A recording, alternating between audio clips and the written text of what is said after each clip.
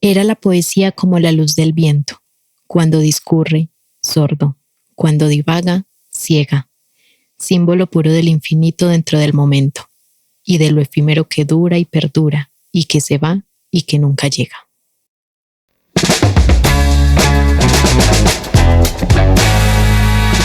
Aquí no solo hablamos de cultura, la vivimos. Este es el espacio donde Colombia y Alemania se encuentran para compartir historias, tendencias, experiencias y preguntas que van más allá del idioma. En cada episodio exploramos temas que nos conectan como humanos y lo mejor, lo hacemos de la mano de invitados que tienen mucho por contar. Bienvenidos a Boardcall, un podcast lleno de palabra. Dale play y acompáñanos en esta aventura cultural. Un saludo para nuestros oyentes. Estamos aquí Jessica Cardona, Juan Pablo Sepúlveda y quien les habla Sebastián Tobón. Hola, compañeros. Hola, ¿cómo están? Hola, ¿qué tal? Bien, el tema de hoy, como supondrán con el comienzo poético, pues tiene que ver con poesía, con literatura, con la escritura, en general, pues qué significa escribir para nosotros, ¿no? Y pues una de las primeras preguntas que nos hemos hecho en este podcast es la pregunta por la poesía. Juan Pablo, ¿qué es la poesía para vos? ¿Qué es la poesía? Muy difícil. Incluso hallar una explicación o una descripción racional o académica de la palabra ya es de por sí complejo. Ahora analizar las múltiples propuestas que se han hecho de manera poética de la palabra poesía y el concepto de poesía. Pero podemos remontarnos al origen de la palabra y que eso quizá nos dé una pista a lo largo de su historia. Poesía tiene su origen en la cualidad de acción del hacer, construir, crear. Probablemente del francés poésie, del latín poesía y del griego poiesis. Aristóteles sugería 3 categorías para la actividad humana: teoría, es decir, búsqueda de la verdad; poiesis como creación y la praxis como acción. Poiesis deriva del verbo poiein y está emparentada con palabras actuales del español como poeta, poético, prosopopeya o epopeya. Si vamos al diccionario de la lengua española, entre las diferentes acepciones que allí figuran, resaltan las 2 primeras. 1. Manifestación de la belleza o del sentimiento estético por medio de la palabra, en verso o en prosa. 2. Los 3 géneros literarios clásicos: lírica, drama y épica. Incluso si escudriñamos en la historia de los diccionarios del español, encontramos el tesoro lexicográfico de la lengua española, que rescata la entrada y significado de diferentes palabras a lo largo de producciones lexicográficas, es decir, de diccionarios en la historia del español. Entre estos registros históricos encontramos el Diccionario de Vitoria en 1609, el cual define la poesía como invención de cosa no creada, no llegada, arribada, pero posible a crearse. Es decir, la tensión entre la nada y la creación, lo creado. La poesía se puede componer en verso o en prosa. En verso, según su propuesta métrica, adoptará diferentes géneros: rondel, villancico, soneto, sextina, entre otras. Y también, según el número de sílabas en los versos de un poema, serán de arte mayor o menor. Podrá ser rimado, suelto o, como ha tomado fuerza durante las últimas décadas, el verso libre. La poesía, desde el surgimiento de las vanguardias, ha transformado las formas clásicas y ha creado diferentes posibilidades de recreación, de engendramiento, de fabricación. Incluso en el español está consolidada la metáfora conceptual de la literatura también como una producción, y llamamos la obra de un autor o autora como su producción literaria. Aquí, donde el poema se expande y se vale, por ejemplo, de la disposición de sus letras en el papel para crear formas, figuras. Esta propuesta surrealista transforma los recursos tipográficos, es decir, el tipo de letra, el tamaño, el color, en una nueva forma de expresión, en un algo diciente. Enmarca las palabras en un dibujo, de manera que el poema nos diga algo más y apele a otros sentidos. El caligrama, como poema cuyas palabras sobre el papel adoptan una forma, añade una segunda dimensión paralingüística a su propuesta poética. La poesía se consolida no solo en la composición sonora de una hilera de palabras que riman y que tienen cierto número de sílabas, sino que también presta otros recursos para hacer retumbar su eco en nuevas fibras de la sensibilidad. Por último, Byung-Chul Han, autor surcoreano que escribe en alemán, nos señala que los poemas son una ceremonia mágica de la lengua. Gedichte sind magische Zeremonien der Sprache. Este principio poético le devuelve al lenguaje el goce. Con los poemas, la lengua se disfruta a sí misma. Es muy curioso porque en alemán la misma palabra poesía, Dichtung, y el poetizar o el decir poético, que es dichten, o poema, que es Gedicht, digamos, aluden a raíces muy, muy interesantes que yo creo que son muy reveladoras cuando uno analiza la palabra, ¿no? Aquí nos has mostrado, Juan Pablo, digamos, cómo evolucionó en el español de la mano, digamos, de forma muy cercana con el latín, esta definición de poesía, ¿no?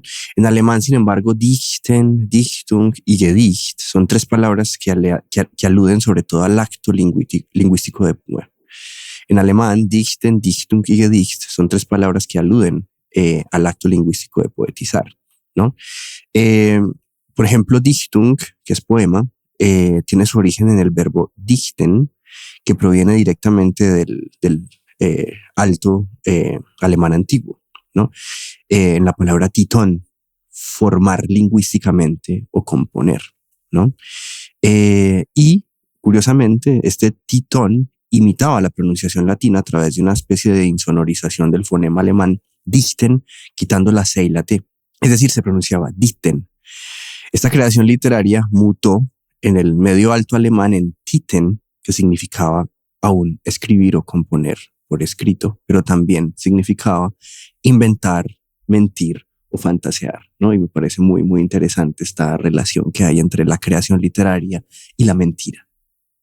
También en el holandés medio aparece la palabra dichten y en el inglés antiguo aparece la palabra ditan, que significaba tanto como establecer, disponer, mandar o componer, ¿no? Y aquí resuena de algún modo la palabra española moderna dictar, ¿sí? Aunque probablemente a través de otros caminos lingüísticos, ¿no? Esto me parece muy interesante, ¿no? Que dictar, digamos, en esa relación con el latín, también tiene unos propios desarrollos en las lenguas germanas y del norte de Europa, ¿cierto? Por ejemplo, en el nórdico antiguo existió el vocablo dicta, que se considera un préstamo del latín dictare y que significaba predecir o componer. Y como acabo de decir, pues no es absolutamente claro si estos significados noreuropeos tomaron prestado directamente del latín, ¿no? Lo que sí se ha llegado al acuerdo es que no solo de forma, o más bien se ha llegado, se ha llegado al acuerdo de que solo de forma secundaria el desarrollo latino de la palabra afectó al verbo dichten y más bien es una palabra de origen propiamente germánico, ¿no? Sus relaciones semánticas con otros verbos del alemán medio son sumamente interesantes.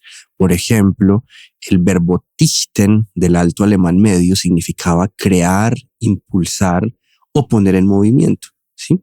Y de dichten, de esta palabra del alto alemán medio, se desarrolla, por ejemplo, la palabra Tanz, que es baile, ¿no? Entonces, poetizar y bailar tienen una relación o tienen una raíz común en alemán, ¿sí?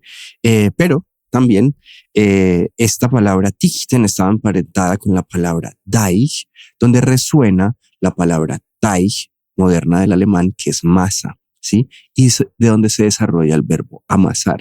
De ahí que dichten, poetizar, sea también una forma de amasar, ¿no? Amasar, bailar, poetizar.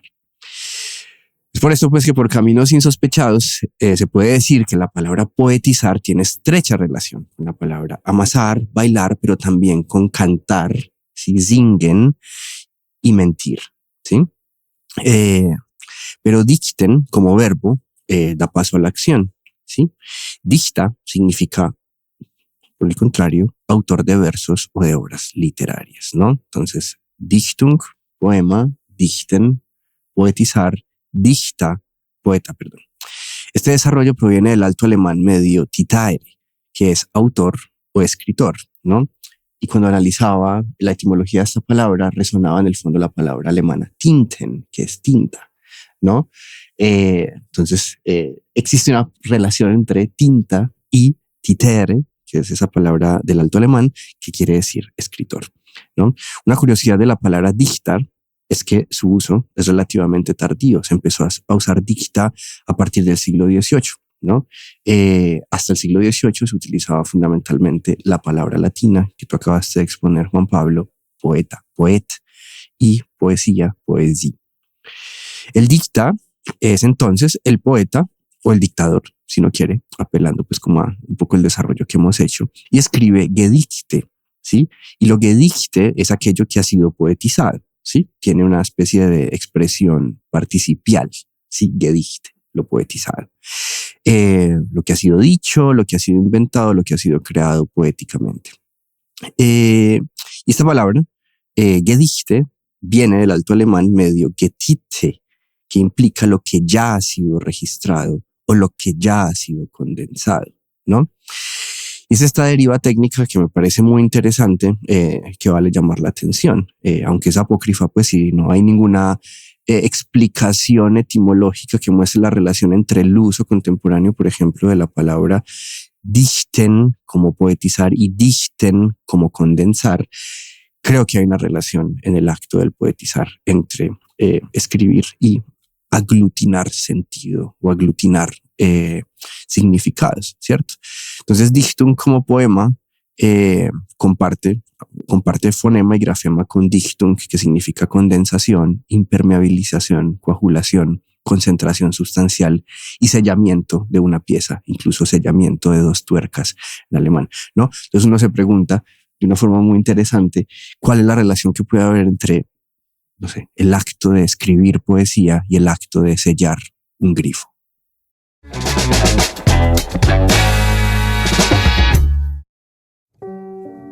Boca abajo.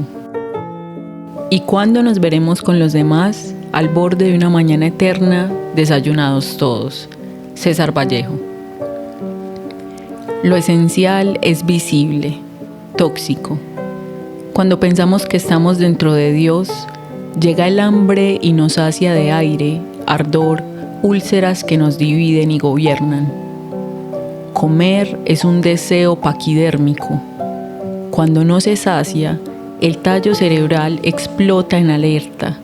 La presión baja y se desintegra la tímida piel en el relámpago del vaso. Incontinencia fecal, no hay nada que salga, la brisa no puede solidificarse adentro. Alerta seminal, hueco originario, el hambre nos hunde el hocico. La medida de lo humano se da por el estómago vacío. Hoy nos acompaña Jenny León, magíster en escrituras creativas y filóloga hispanista, coordinadora académica y artística de eventos del libro de Medellín, docente universitaria de literatura. Ha publicado libros, entre otros, Círculo en Derrota, de Perso Libre 2025, A la orilla de todos los lagos, del taller Blanco Ediciones de 2020, y Margarita Despierta, Alcaldía de Medellín 2019. También es coautora de Mil Hojas, Juego de Escritura Creativa, de Editorial Lafitte 2019. Ha obtenido diversos premios de poesía, entre ellos, Primer Premio de Poesía Joven Ciudad de Medellín 2011, Primer Premio Nacional de Poesía Joven Andrés Barbosa Vivas 2011, Novena Beca a la Creación Artística de Medellín en 2012 y 30º Premio Nacional de Poesía de la Universidad Externado de Colombia 2017 y la Beca a la Creación del Libro Infantil con Enfoque de Diversidad 2019 y distintos estímulos de presupuesto participativo. Autores como Juan Gustavo Cobo Borda, Pablo Montoya, Luz Mari Giraldo, Andrea Cote Botero y Mary Yolanda Sánchez han escrito sobre su obra. Sus poemas hacen parte de la antología Pájaros de Sombra, Vaso Roto 2019, ganadora del International Latino Book Award. Bueno, Jenny, ¿cómo estás? Súper bienvenida. Muchísimas gracias por la invitación, feliz de estar aquí, espero que, hoy salga todo muy fluido. Bueno, Jenny, estamos muy contentos de tenerte acá. La verdad, pues esperábamos con mucha impaciencia tu visita. Muy felices de tenerte con nosotros en este podcast y que nos estés acompañando en este momento en los talleres sobre Rilke. Pues tenemos algunas preguntas muy generales, sobre todo alrededor de tu visión de la literatura y de la poesía. Y me gustaría mucho que empezáramos contándole al público ¿cómo llegaste vos a la escritura? ¿Cómo llegaste vos a la escritura poética? ¿Cuáles fueron las necesidades que te llevaron a escribir? ¿En qué momento de tu vida, si se puede revelar o no, empezaste a escribir? Bueno, está la versión oficial y la no oficial. La versión no oficial es que, bueno, yo inicialmente cuando era muy chiquitica yo tenía un diario, pero yo dormía en la misma pieza con mi hermana mayor que tenía un novio, y a veces ella cogía ese diario y lo leía con el novio. Entonces yo me di cuenta de eso y lo que dije fue como, yo tengo que empezar a escribir cifrado porque no me gusta quedar revelada, ¿cierto? Entonces empecé a escribir en código, hacerte cuenta como, no sé, un día me sentía muy triste, entonces yo decía el día de la montaña oscura, tal y tal cosa, de modo que cuando mi hermana lo leía pues no entendía nada, solo decía, ¡ay, está tan rara! Esa fue la primera forma de escritura que yo diría que sin saberlo ya me estaba manejando pues como con un lenguaje simbólico que era muy interesante. Lastimosamente me robaron un bolso en donde tenía esa libreta, qué vaina, pero bueno.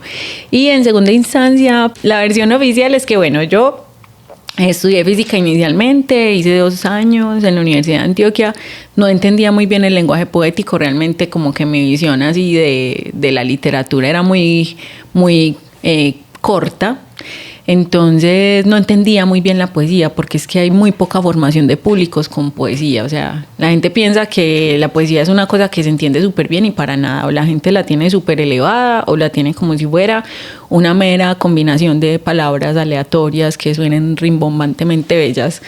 Entonces, estando en filología, en el segundo semestre tuve una clase que se llamaba Teoría Literaria Poesía. Ahí me tocó con un profe que se llama Óscar Castro García y él con un poeta que ahora pues no leería como poeta, que es William Ospina, que es más conocido como narrador. Pero yo empecé con la poesía de William Ospina y este profe me empezó a explicar lo que era el lenguaje poético. Y yo dije, como, ¿qué es esto? ¿Qué tan teso? O sea, todo lo que me he perdido, porque realmente el lenguaje poético es muy, muy tremendo y condensa una gran cantidad de energía en pocas palabras, o sea, y eso me parecía a mí absolutamente maravilloso. Ya de ahí yo empecé como a desatrasarme de todo lo que no había leído, porque si bien es cierto que yo sí fui muy lectora en la adolescencia, pero leía mucho, pues El Señor de los Anillos, era súper tolkiana, pero mal, pero leía mucha divulgación científica. Me gustaba era leer pura física nuclear, que incluso la física es pura, pues ya, por ejemplo, si hablamos de física cuántica, eso es pura literatura, ¿no? Nada más literario pues que pensar que un electrón se da cuenta cuando uno lo ve. O sea, eso ya es como impresionante. Y me imagino que justamente pues en esos primeros estímulos que tuviste en la universidad de enseñanza y de lectura, cierta poesía, pues empezaron a surgir también otras necesidades de para qué escribir, ¿no? Entonces, digamos como que una de las preguntas que me gustaría que nos respondieras es, digamos, si en algún momento escribías como por una especie de necesidad subjetiva, ¿en qué momento se empieza a transformar ese proceso en una especie de quehacer profesional o vital? Bueno, cuando yo volví como a la poesía, a leerla más que todo, da mucho susto uno comenzar a escribirla, pero comencé, o sea, lo hice porque una amiga, recuerdo que iba por la casa, me decía, es que yo no sé usted si escribirá o no, pero yo creo que usted escribe bien, ¿por qué no le hace? Hágale. Ella es artista, ella se llama Jennifer Cano, ahora es una artista pues toda tesa, y ese primer impulso que ella me dio a mí me sirvió un montón como para dejar como ese temor de lado y empezar como a ver qué puedo hacer, pero claro, inicialmente era, pues uno siempre está igual nuevo en la poesía, eso quien diga que ya ahora no, o sea, es una cosa muy compleja afortunadamente, pero resulta que tenía una amiga que vivía cerca a mi casa y ella se llama Jennifer Cano y ella me dijo en algún momento como, Jenny, yo no sé si vos escribís o no, pero yo creo que vos escribís bien. O sea, fue un salto de fe, ella simple y llanamente me dijo eso y extrañamente me envalentonó. Y yo empecé como, bueno, entonces voy a concentrarme en escribir. me daba mucho susto, pero no tenía absolutamente nada que perder, o sea, realmente estaba pues en la nada y lo empecé a hacer también para ver qué. Claro, esos primeros poemas pues, son un desastre absoluto, incluso con eso me fui una vez a participar en un festival de poesía en Yarumal y recuerdo que una poeta que en ese momento pues es bien reconocida me dijo como, ¿usted cree que escribe poesía? ¡Ja! Y se me burló casi que en la cara y yo como que uy, y claro, se me acercaban amigos a decirme como, Jenny, eso no te lo publican en ningún lado de lo malo que estaban y pues no, escribí como 6 meses después de ese trauma porque pues uno dice, uy, no. Y después de eso, en esos 6 meses me puse aún a leer más. O sea, yo lo que sentía era que tenía que desatrasarme. Porque claro, llegué a un pregrado en el que casi que todos los estudiantes querían ser escritores y todos escribían desde chiquitos o tenían familiares que escribían y yo pues ni lo uno ni lo otro. Entonces empecé como a tratar de desatrasarme y bueno, me enfermé, también eso fue interesante. Me enfermé y gracias a que me enfermé empecé como a escribir diferente. Eso me ayudó mucho, ¿sabes? Como el silencio de la enfermedad. Yo mantuve enferma mucho tiempo en el pregrado, yo ni siquiera sé cómo hice. Pasaban así 2 meses, yo incapacitada, ay no. Entonces mientras tanto me ponía a leer y a tratar como de escribir y ahí fue que empecé a sentir como que encontré como al fin la conexión para escribirla, porque es que una cosa es tener como la conexión como lector, como lectora, y y sentir placer leyendo, y otra cosa es como ya escribirla y decir como que por acá va. Yo me demoré y no tuve en ese momento como una guía, como un taller de escritura, en ese tiempo no había talleres de escritura, solo conocí uno que fue el de Luis Fernando Macías, al que fui como que si acaso 6 veces, pero eso fue ya mucho más adelante. Pero sí, sabes que me sentí como sola. Yo realmente aprecio mucho que ahora haya talleres de escritura porque sí te dan muchas herramientas y te ahorran cosas. Jenny, cuando uno piensa en la labor de la escritura, uno puede tener esa imagen romántica de, no sé, un monje metido en un monasterio, en su escritorio, en su mesa de trabajo, o también pues esos escritores tan célebres y fotos de ellos frente a sus máquinas de escribir. Y a veces yo pienso también mucho en esa experiencia como corporal o somática de la persona que escribe o que lee. Por ejemplo, personalmente para mí leer es una lectura, es una experiencia incómoda de alguna manera porque no se mueve, es como que no encuentro la forma de leer.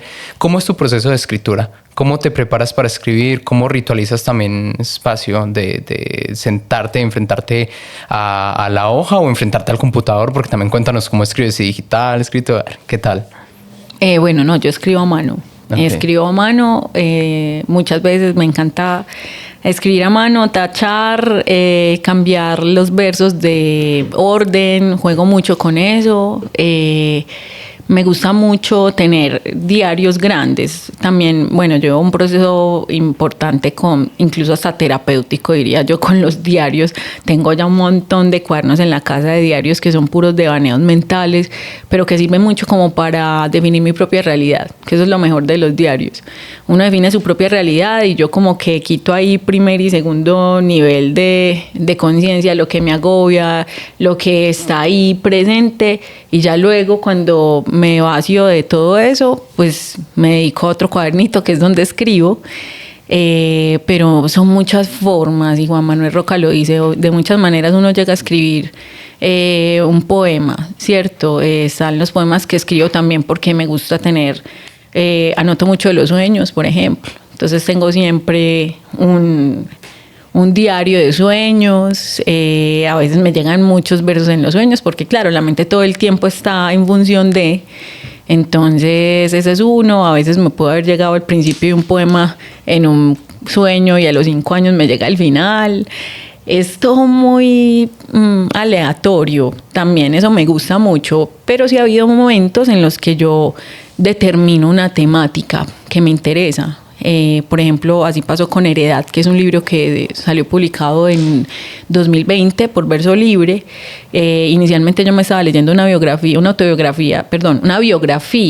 de Virginia Woolf, de Herbert Marder, publicada por la editorial Adriana Hidalgo, y yo dije, ¡jue madre, yo eso voy a hacer un libro!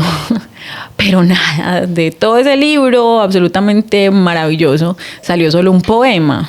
Y yo, cuando a veces ha habido, no sé, vos lees 2 versos y te sale todo un libro. Entonces la poesía es así, no hay fórmulas, no hay métodos. Entonces, así como salió ese, que solo me salió un poema sobre Woolf, y ya de ahí yo decidí, como no, lo que voy a hacer es que voy a hablar sobre las poetas que a mí me llaman, ¿cierto? A dialogar con esas voces regentes de mis poetas brujas, por así decirlo. Entonces ahí hice como un poemario sobre María y Giorgio, Ana Agmato, Blanca Varela.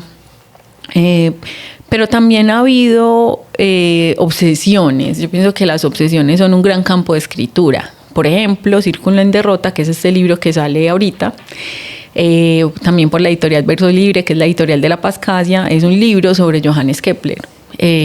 Claro, como yo tengo todavía todo ese pasado científico, por así decirlo, estuve estudiando solo un semestre el doctorado en filosofía en la Universidad Pontificia Bolivariana, y ahí vi una materia sobre ciencia, sobre los inicios de la ciencia. Entonces volví a ver a Kepler, Galileo, Giordano Bruno, y a mí eso me estalló la cabeza, pues, o sea, como que no puede ser, ¿qué es esto? Y toda esa teoría de derrotar el círculo, ¿cierto? Porque los planetas se mueven realmente en formas elípticas, eso me parece grandioso. Entonces, de ahí salió una obsesión, entonces ya hice hasta poemas poliédricos. Me gustan mucho también los neandertales.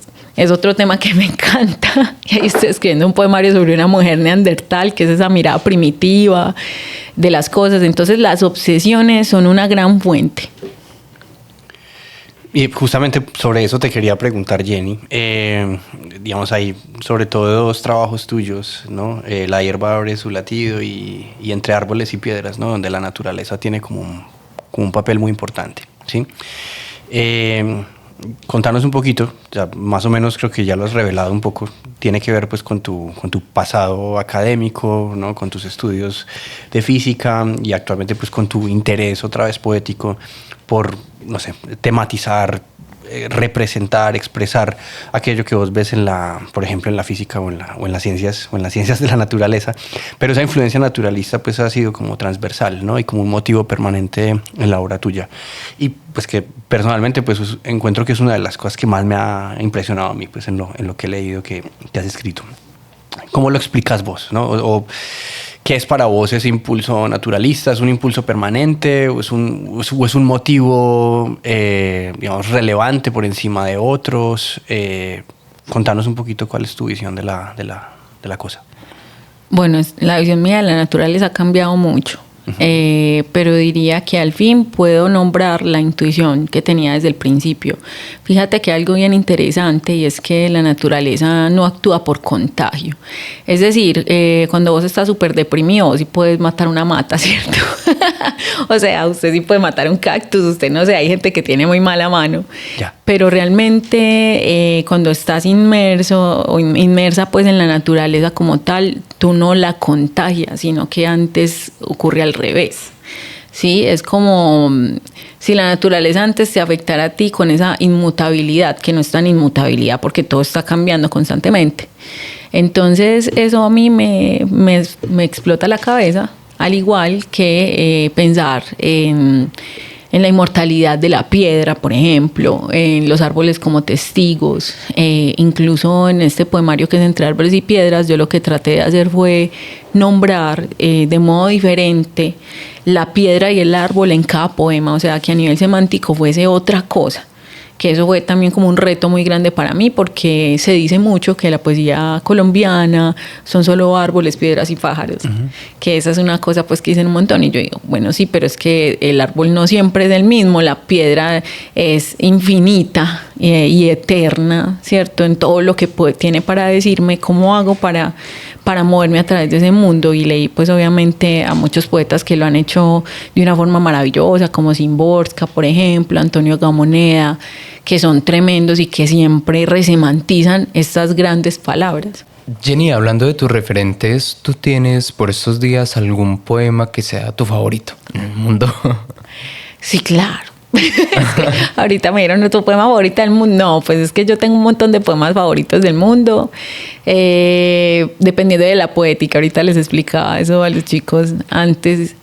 Cuando me dijeron, es probable que te preguntemos esto, y yo, bueno, sí, pero es que con cada poética tengo, ¿cierto? Están, no sé, por ejemplo, la poética onírica, ahí está Gerard de Nerval, que es tremendo poeta y decía que los sueños son una segunda vida y tiene unos poemas brutales. Con la poética neobarroca, pues Lezama Lima, que es maravilloso. Pero si yo tuviera que elegir así como los más brutales, pues últimamente me muevo mucho con un poema de Elizabeth Bishop que es un arte. Se titula Un arte y es precisamente sobre el arte de perder, ¿no? De perder y perder cada día más rápido y perder cada vez más. Digamos que es un poema maravilloso porque nos insta siempre a la renuncia y a la pérdida, algo que es tan contra neoliberal. Eso a mí me encanta. Y también ya uno de mis poemarios favoritos últimamente es Cantos a Berenice, que es un poemario de la poeta argentina Olga Orozco, que fue un poemario que le dedicó a su gata negra cuando se le murió. Y pues es precioso porque comienza a decir como viniste desde tu encandilada transparencia a encarnarte en este plano, y comienza como a poetizar de una forma muy bella sobre Berenice, esa gata negra de ojos verdes. Y bueno, ahí me voy moviendo. Y Jenny, un poema tuyo que te guste o el que más te guste en este momento, en este preciso momento.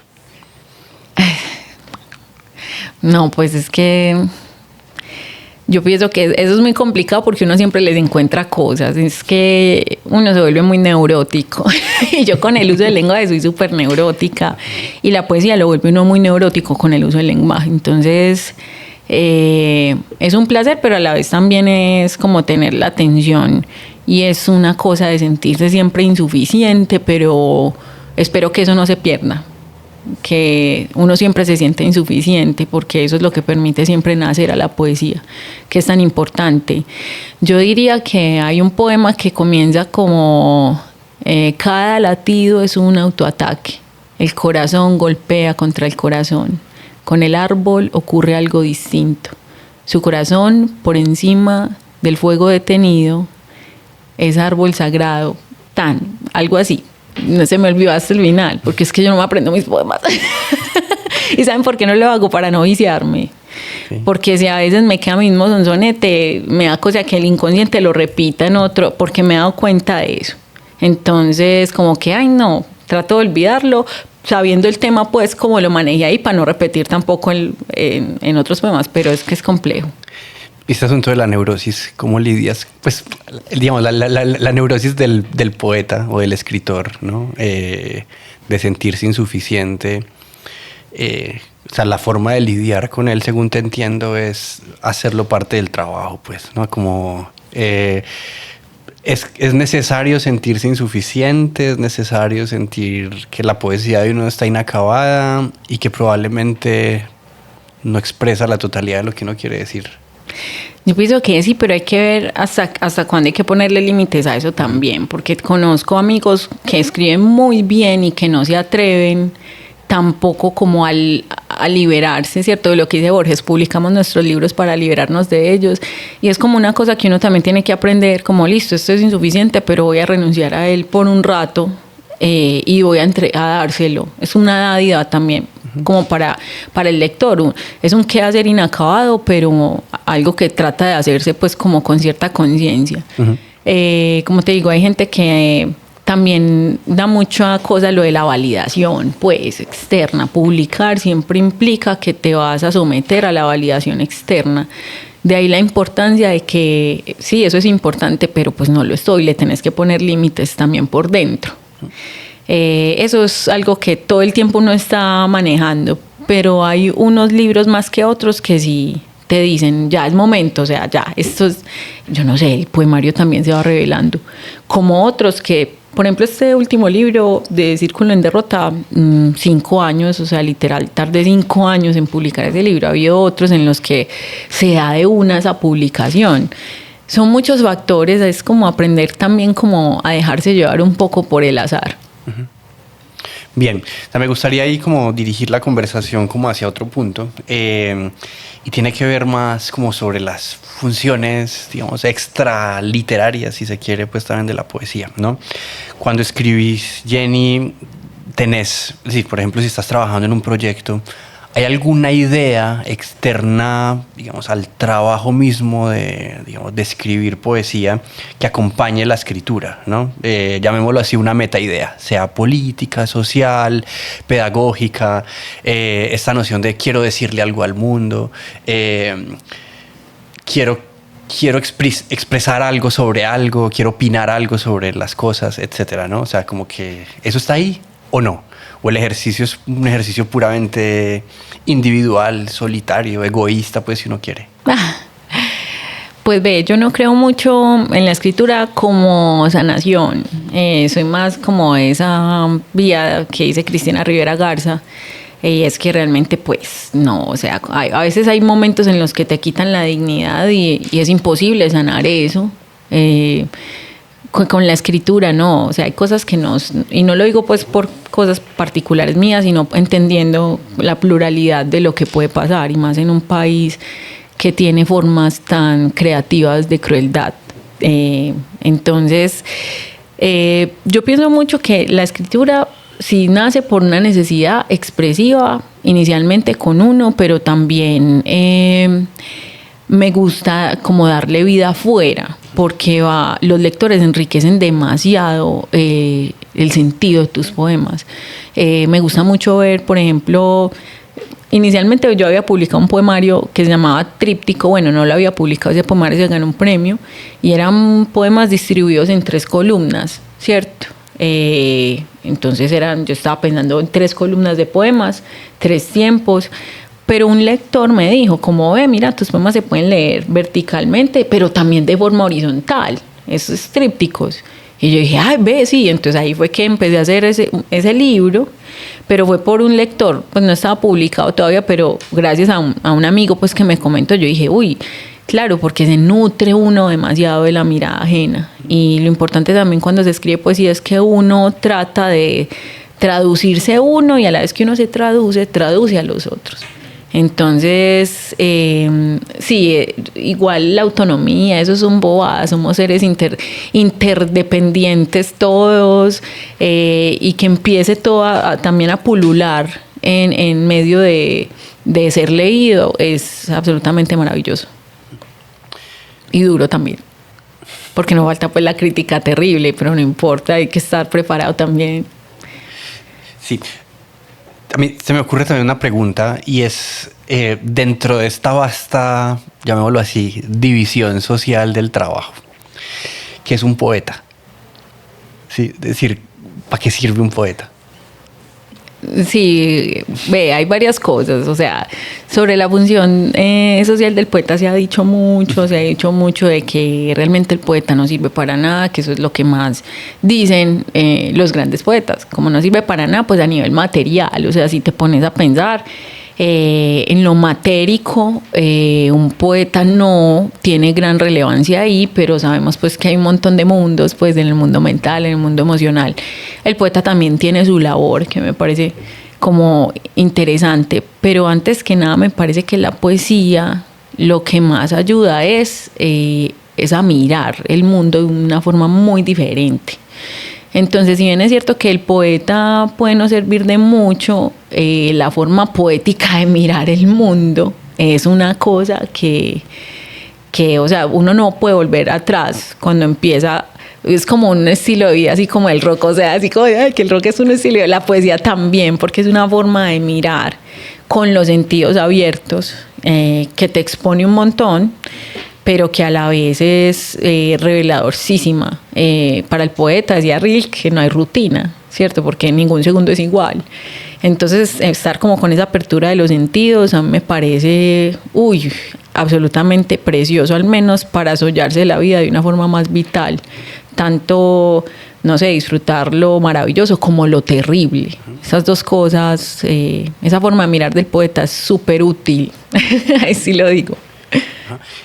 Y dentro del quehacer poético, y llamémoslo ya, digamos, como en términos más generales, el quehacer literario, digamos, ¿cómo ves hoy en día esa función del poeta o la función misma de la literatura? Pues, digamos, en un panorama, en un horizonte, pues, donde de alguna manera la literatura, uno podría decir, ha entrado en cierta crisis, no sé si en una crisis de popularidad, en una crisis de funcionalidad o en una crisis de importancia o relevancia, podemos llamarla como sea. Pero, digamos, fundamentalmente para vos, digamos, ¿cuál es como el panorama de la literatura en esta época? O sea, y de tu quehacer también, pues, poético. No, pues se está escribiendo mucho. En Colombia se publican más libros de poesía que de narrativa. Que se vendan es otra cosa, porque la poesía no se vende. Y diría que en cierta medida eso es genial porque la mantiene un tanto marginal. Entonces, eso me gusta. Yo no sé, o sea, me parece que hay unas formas creativas que están surgiendo ahora, precisamente con la inteligencia artificial, que eso es todo un tema. En mis talleres, por ejemplo, a lo que más insto yo a los estudiantes es a que realmente se gocen la creación, porque el único regalo de la poesía o el más maravilloso es el que te da en el momento en el que estás creando. Entonces, si te quitas eso de encima, poniéndole a una inteligencia artificial, o sea, ahí ya no hay, pues yo no entiendo el placer a eso. Entonces la puedes sacar unos versos brutales, si lo pones, no sé, la estás programando como Antonio Machado o Miguel Hernández o Rafael Alberti, te puede hacer algo genial, pero ¿dónde estás tú? O sea, en ese momento de creación, el verdadero regalo. Entonces, de todos modos, sé que en el mundo cultural se está hablando mucho de esto también. Yo lo que veo es que hay muchos lectores y lectoras. Bueno, hay muchas lectoras, por cierto, hay más lectoras que lectores. Por ejemplo, en la ciudad hay muchos clubes de lectura gratuitos en las bibliotecas públicas de la ciudad. Hay un movimiento muy fuerte acá en Medellín de lectura y a mí eso me parece encantador. Y también de escritura. Muchos talleres de escritura que llevan mucho tiempo, los jóvenes también como más interesados al respecto. A mí me gusta mucho particularmente cómo es la movida literaria en la ciudad y siento que incluso es muy desconocida dentro de la ciudad misma, ¿sí? Es muy charro. Pero bueno, acá tenemos un montón de eventos, tenemos un montón de creadores que se mueven todo el tiempo, tenemos eventos maravillosos en la ciudad también, que todo el tiempo están instando como a, hey, miren, hay que mirar también la vida a partir de lo literario, qué lindo eso. Entonces, igual, si escuchan esto, ya saben que muy probablemente la biblioteca más cercana que tengan ustedes, los oyentes, hay un taller de escritura o un club de lectura gratuito. Eso a mí me parece fantástico. Por ejemplo, el sistema de bibliotecas públicas de Medellín es un modelo en Latinoamérica. Entonces, es muy, muy genial. Bueno, Jenny, para finalizar, pues podemos decir que el ser humano siempre ha estado en crisis, pero especialmente en los últimos meses con todo este panorama sociopolítico a nivel mundial y más hoy en día que tenemos la posibilidad de enterarnos en segundos de lo que sucedió al otro lado del mundo, bueno, quizá los más derrotistas auguran un futuro quizá turbulento.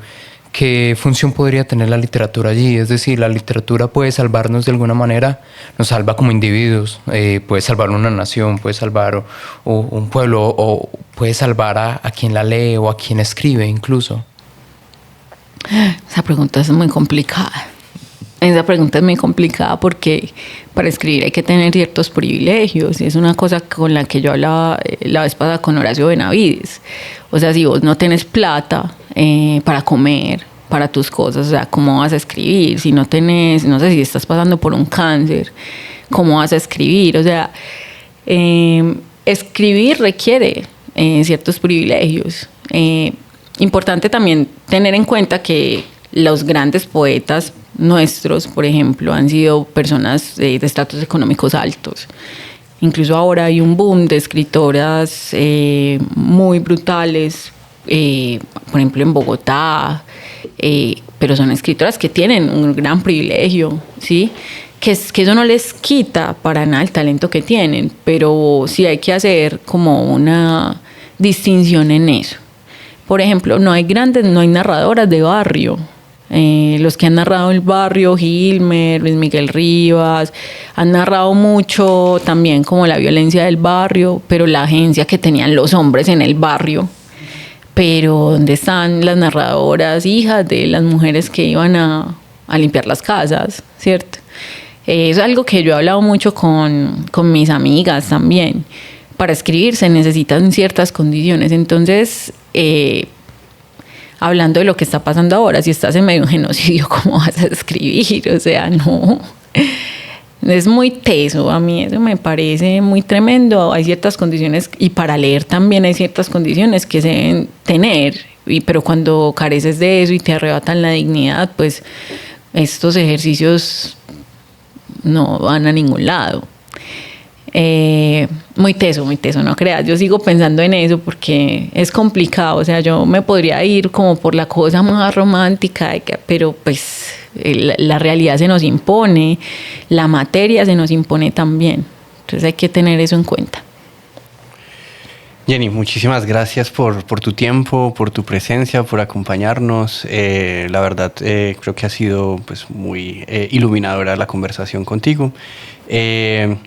Esperemos también que nuestro público esté disfrutando de tus talleres de escritura creativa sobre Rilke, que justamente en este momento en el que se emite este podcast pues se están llevando a cabo.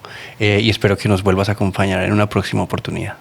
Muchas gracias por la invitación y también muy contenta de estar participando en los talleres, la gente muy receptiva, de verdad que uno se sorprende día a día con la recepción de Rilke en Medellín. Me parece un tema maravilloso.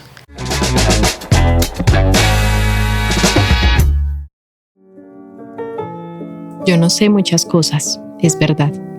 Digo tan solo lo que he visto, y he visto que la cuna del hombre la mecen con cuentos, que los gritos de angustia del hombre los ahogan con cuentos, que el llanto del hombre lo taponan con cuentos, que los huesos del hombre los entierran con cuentos, y que el miedo del hombre ha inventado todos los cuentos. Yo no sé muchas cosas, es verdad, pero me han dormido con todos los cuentos, y sé todos los cuentos. Unido a la última pregunta que Sebastián le planteó a Jenny, es también la pregunta de hoy en día: ¿para qué la literatura? ¿Eso para qué nos sirve? Hay diferentes posturas, ¿cierto? Yo he escuchado como, por ejemplo, que la literatura salva. ¿De qué? Bueno, ahí toca mirar. También que la literatura es un gozo, es un placer, es un oficio. Bueno, pero hay muchas formas. Por ejemplo, pienso mucho en cómo hoy en día la narrativa se ha transformado y cómo, por ejemplo, la literatura como que se ha expandido de su formato tradicional para entrar a como, no sé, nuevas experiencias. Por ejemplo, el storytelling, ¿cierto? De cómo me venden una idea, un dato, una premisa a través de una estructura narrativa. O sea, como que se aleja de ese gozo estético, llamémoslo así, tradicional, y entra a otras dimensiones.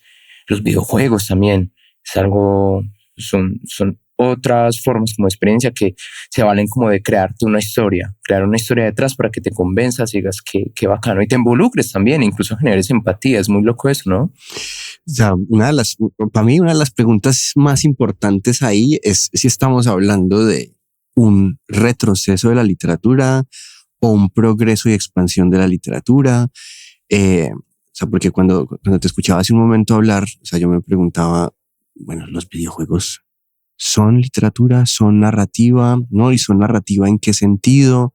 No sé. Pues es una de las cuestiones. Sí. Que es importante que independientemente de cuál sea el producto final o de estas nuevas narrativas que estamos mencionando, todas comienzan con una historia.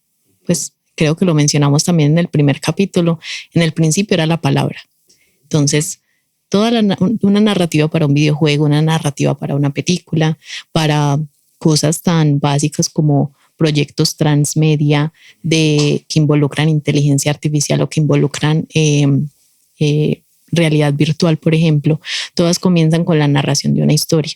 Tú no puedes comenzar ninguna de esos medios o de esas propuestas artísticas sin tener una historia o una intención o un concepto creativo. Yo creo que el primer paso para plantearlas es, en mi caso, cuando yo me pongo en esta dinámica de crear algo más allá, primero me siento a escribir un concepto y de qué viene ese concepto y a escribir e incluso a escribir poéticamente. O sea, ¿cómo puedo poetizar eso para que salgan todas esas narrativas? Entonces yo creo que eso es lo que es la clave para la construcción de todo. Antes yo he escuchado, bueno, he escuchado muchas veces una frase, una sentencia que dice que primero fue el dato que el relato, ¿cierto? Y como de alguna manera para darle más importancia al dato cuantitativo, estadístico, sin embargo, yo reformularía eso. Y eso incluso me lo planteó un amigo alguna vez. Primero fue el relato que el dato, es decir, primero te enteras de la historia, a partir de la historia, nuevamente, como que te involucras, empatizas, ves constelaciones de diferentes personajes, de una secuencia, y eso te ayuda a comprender mucho más el dato que hay allí detrás, ¿cierto? A mí, digamos, no quiero aquí pues ser como, o sea, posar de conservador pues en términos justamente de la expansión de las narrativas contemporáneamente, pero yo creo que si uno va a desarrollar como una especie de visión más o menos crítica respecto de la sociedad y respecto del papel de la literatura, digamos, acotando un poco el asunto de las narrativas al asunto de la narrativa literaria, o sea, uno podría decir claramente que hay una crisis de la literatura en términos de la transmisión de sentido de manera escrita y de manera leída, ¿cierto?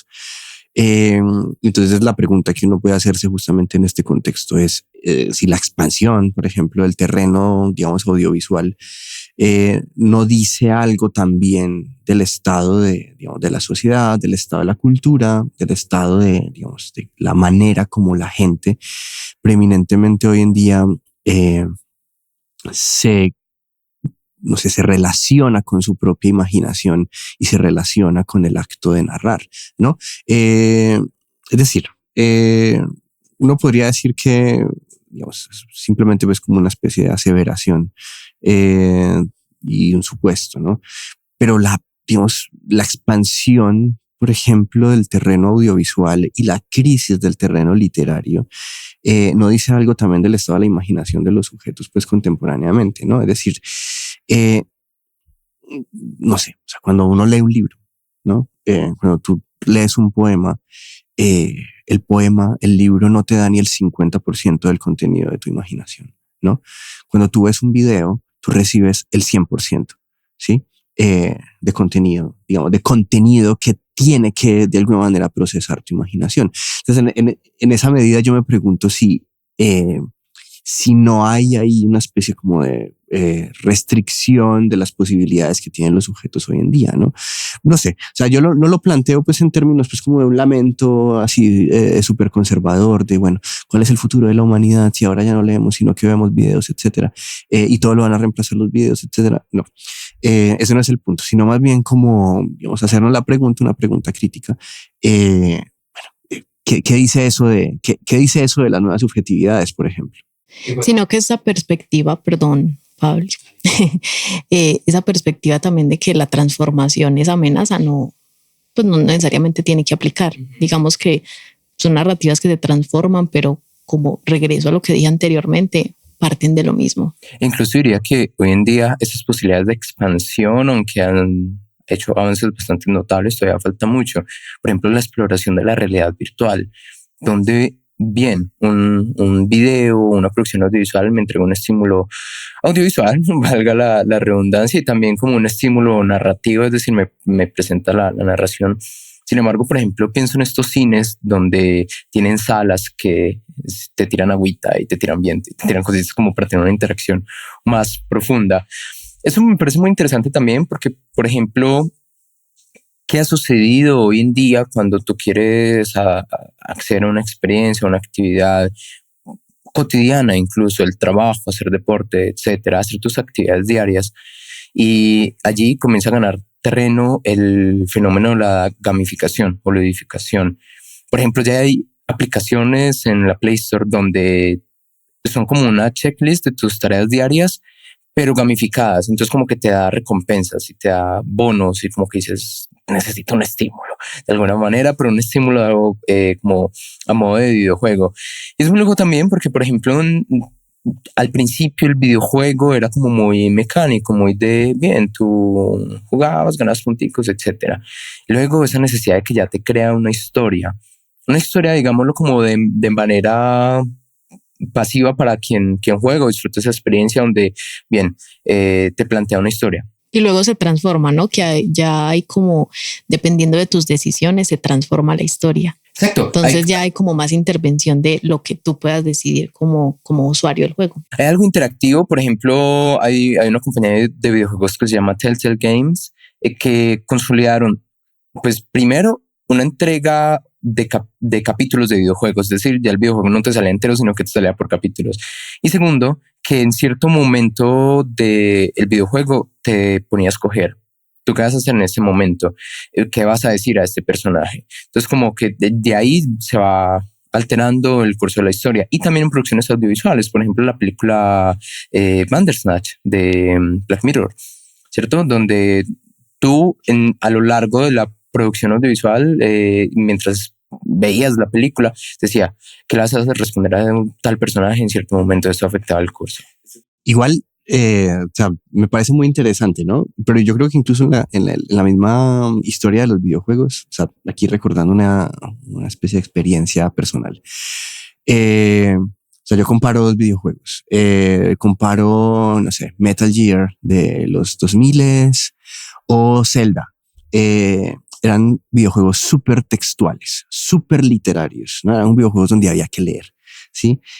No sé, veo la versión de The Last of Us, es una película, ¿cierto? Es decir, ya el videojuego no me da ningún tipo de contenido textual, me da simplemente un texto actuado, digamos, audiovisualizado, si uno quiere, ¿no? Entonces, incluso en el mundo de los videojuegos también hay una crisis de, digamos, como el proceso literario. O sea, pero yo recuerdo que yo aprendí inglés jugando Metal Gear, ¿no? Porque tenía que sentarme a sacar los textos de la película, porque no había subtítulos, etcétera, ¿no? Entonces me parece interesante que igual ahí también se ve como una especie de, digamos, de transformación, si uno quiere, de la sensibilidad del espectador, ¿no? De la sensibilidad del consumidor, pues de estas narrativas. Y tú mencionabas Bandersnatch, digamos, una de las experiencias que yo tuve viendo esta película, digamos, de contenido subjetivo, en la que se supone que es uno el que define el destino de la historia, ¿no? Jugando a ser dioses. Es decir, la pregunta es, ¿realmente hay libertad ahí, no? O sea, si hay una libertad de escoger, pues realmente lo que hay en el fondo son opciones ya delimitadas narrativamente.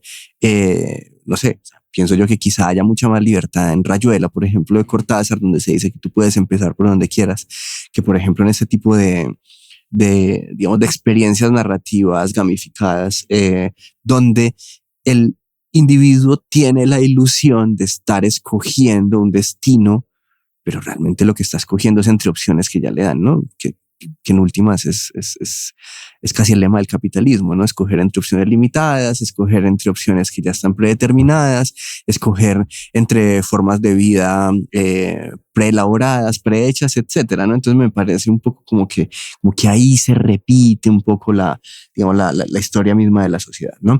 Pero digamos, más allá de eso, lo que me interesa sí es, digamos, notar que hay un cambio en la sensibilidad y hay un cambio también en la función de la literatura, ¿sí? No sé, por ejemplo, si nos tuviéramos que responder hoy mismo la pregunta, ¿para qué sirve la literatura? ¿Sí? ¿Tiene sentido responderla hoy? O sea, al margen justamente de estas discusiones sobre las formas de la narrativa. ¿Tiene sentido? Bueno, creo que es una pregunta que ha tenido sentido toda la vida, porque igual siempre va a cambiar qué es la literatura para ese momento. Y por ejemplo, pienso en el nacimiento de la tragedia, en general el nacimiento del drama griego como un ritual en realidad religioso, ¿cierto? Tenía una función ya no de ese goce hedonista o ese placer estético, sino que tenía una cualidad ritual. No sé, incluso también la literatura que puede lograr hoy en día vendernos cosas, volviendo a la pregunta al inicio, ¿nos salva de alguna manera? ¿Qué hace allí? Pues hay toda una industria literaria que todavía sobrevive, ¿no? Pero sobrevive justamente sobre la base de una especie de danza celebratoria encima del cadáver de lo que uno podría decir es una buena literatura o una gran literatura. Muy, ¿no? Apocalíptico. Sí, quizá suena apocalíptico, pero alguien tiene que defenderlo, ¿no? Sí, de alguna manera siempre es importante, digamos, hacerse la pregunta, bueno, ¿qué hacía la literatura antes? Okay, pues es decir, en los contextos más ilustrados europeos del siglo XIX y del siglo XX, pues también se cometieron las atrocidades más bárbaras, digamos, uno podría decir la literatura o el saber o la intelectualidad, pues no conjuran la posibilidad pues del horror. Pero sí es cierto que de alguna manera la crisis de la literatura contemporáneamente, la crisis, por ejemplo, del hábito de la lectura, algo dice y puede decir sobre el estado de el estado de la sociedad contemporáneamente. Y yo creo que con eso podemos terminar con la gran pregunta, pues que yo creo que estaba gravitando ahí en el fondo de nuestra conversación, y si la literatura puede salvar nuestra época, ¿no? O sea, si uno concuerda con que la época es oscura, ¿no? La literatura puede salvar, ¿no? No sé. Eso me recuerda mucho a una película del 2005 llamada El Lector. No sé si se la han visto. Claro que sí. Sí. El Lector es una película basada en el libro de Bernhard Schlink, que cuenta la historia de amor de un hombre joven de más o menos 18 años y una mujer mayor que él de más o menos 45. Ellos transitan, pues cuenta la historia como de cómo transitan ese amor por medio de la literatura, de la lectura, de la poesía. Si bien está ambientada en la época de la posguerra en Alemania, este no es el tema central. Yo creo que para mí el tema central de la película es que es la poderosa meditación entre cómo la palabra escrita puede ser testigo, refugio y redención de las personas. Sí, ¿Qué piensan de eso? Esa película es hermosa. Esa película me parece, pues, la película y bueno, el libro de Afuales, ¿no? De Schlink, no lo conozco. Pero la película, a pesar de que es una película alemana, ambientada en Alemania, no está hablada en alemán, curiosamente, pero pues las actuaciones de Kate Winslet y de Ralph Fiennes son geniales, ¿no? Increíble. Una película muy conmovedora, ¿no? Y que yo creo que va muy bien como en la línea de la pregunta, ¿no? De si la literatura puede salvar, ¿no? Y no ya salvar el mundo, sino salvar una persona, ¿no? Salvar un alma, salvar un espíritu.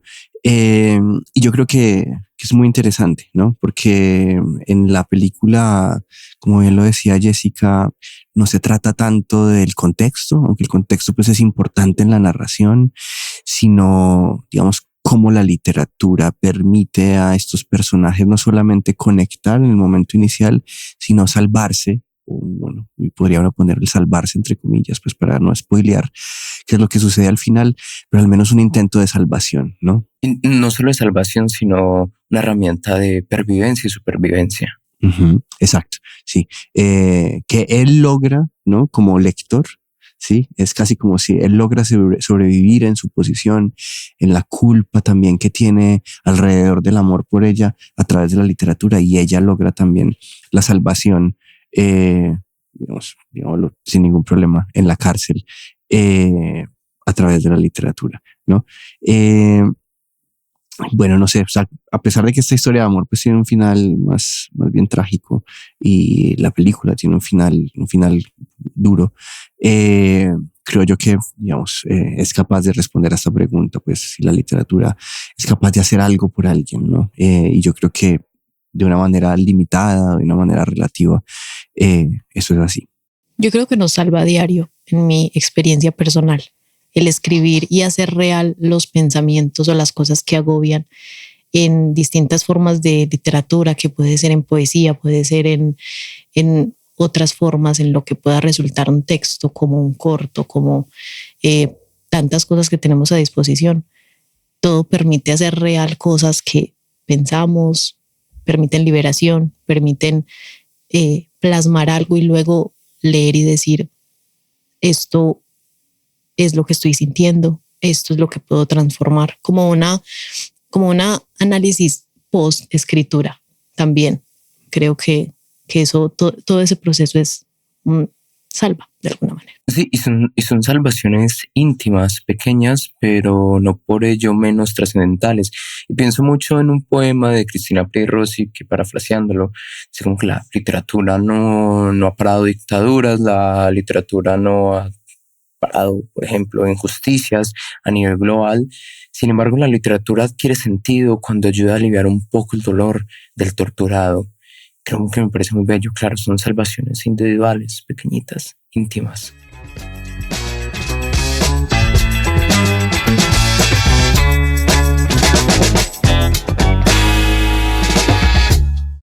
La realización de este episodio fue gracias al apoyo de la Fundación Universitaria CEIPA y al Politécnico Colombiano Jaime Isaza Cadavid.